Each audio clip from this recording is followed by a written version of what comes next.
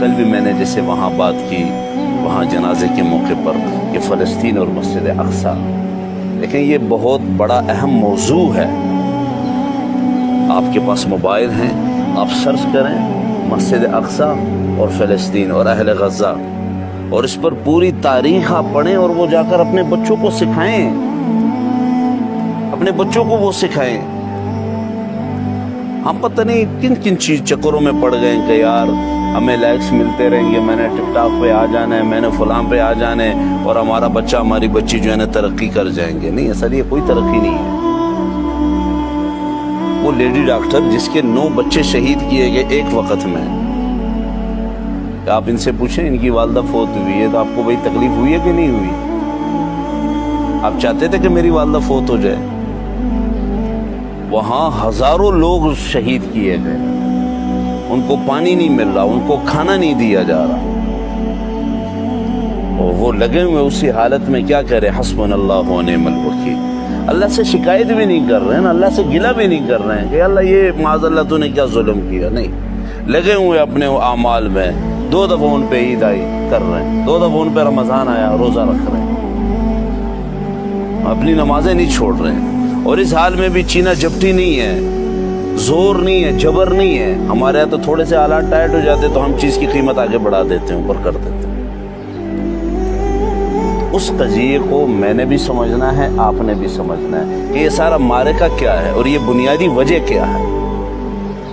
وہ یہ کہ بڑا اہم سبق ہے کہ سیدنا عیسیٰ علیہ السلام اور دجال ان کا مقابلہ ہوگا، ان کا کیا ہوگا؟ مقابلہ۔ اور لد مقام کے اندر عیسیٰ علیہ السلام نے دجال کو قتل کر دینا ہے، ختم کر دینا ہے۔ اب وہ اس پہ حیران ہے کہ اتنی بڑی طاقت، اور مسلمانوں کا نبی خود کہہ رہا ہے کہ دجال قتل بھی کرے گا، زندہ بھی کرے گا، اس کے ایک ہاتھ میں جنت ہوگی، ایک ہاتھ میں دوزخ ہوگی۔ وہ ٹائم کو روکنا چاہے تو روک سکے گا، اور حضور نے کیا فرمایا؟ 40 دن دنیا کے اندر رہے گا۔ پہلا دن 1 سال کے برابر ہوگا، دوسرا دن 1 مہینے کے برابر ہوگا، اور تیسرا دن 1 ویک کے برابر ہوگا۔ اس کے بعد جو 37 دن ہے دجال کے، یہ 24 گھنٹے کے دورانیے سے چلیں گے۔ اب وہ حیران ہے کہ ایک دن 1 سال کے برابر کیسے ہو سکتا ہے؟ مسلمانوں کا نبی جھوٹ تو نہیں بولتا۔ دوسرا دن 1 مہینے کے برابر کیسے ہو سکتا ہے؟ انہوں نے اس کے لیے مشینیں بنائی کہ ہم نے سورج کو روکنا ہے، ہم نے زمین کی گردش کو روکنا ہے، ہم نے نظام اور سسٹم کو روکنا ہے۔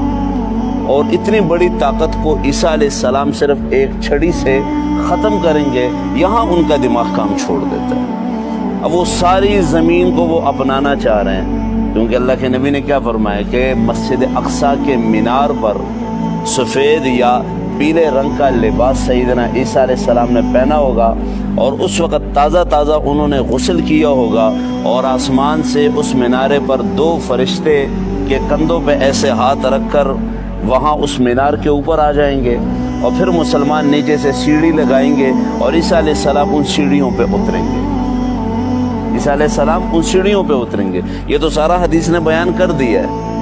اب یہودی کو پتہ ہے کہ مسلمانوں کا نبی جھوٹ نہیں بولتا، لیکن مسلمان غافل ہیں۔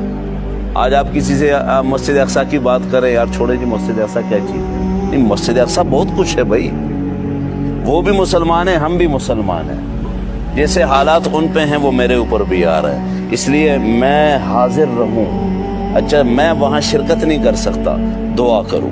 اللہ نے آپ کو مال دیا ہے تو بڑے بڑے ادارے ہیں سر، انہوں نے اکاؤنٹس بنائے ہوئے ہیں، وہ لاکھوں اربوں کھربوں روپے کا تعاون وہاں کر چکے ہیں۔ دودھ پیتے بچے ہیں کہ جن کے پاس دودھ نہیں ہے، غذا نہیں۔ آخر میں کب جاگوں گا یار؟ مجھے جاگنے کی ضرورت ہے۔ تو مسلمانوں کے اندر ان کا یہ ذہن بنایا ہے، دین کا یہ ہماری سوچ ہو۔ اور آخری بات کہ مسلمان کا کام کیا ہے؟ یہ ہمیشہ خیر خواہ ہوگا، اس کے ہاتھوں سے، اس کے پاؤں سے، اس کی آنکھوں سے، اس کے دل و دماغ سے کبھی کسی مسلمان کو تکلیف نہیں۔ 2 چیزیں اہم ہیں، جھوٹ نہ بولیں، کسی کو دھوکہ نہ دیں، دعائیں کرتے رہیں اپنے لیے، ساری امت کے لیے، اپنے مرحومین اور مرحومات کے لیے۔ اللہ تعالی ہم سب کو ان تمام باتوں پر عمل کی توفیق عطا فرمائے۔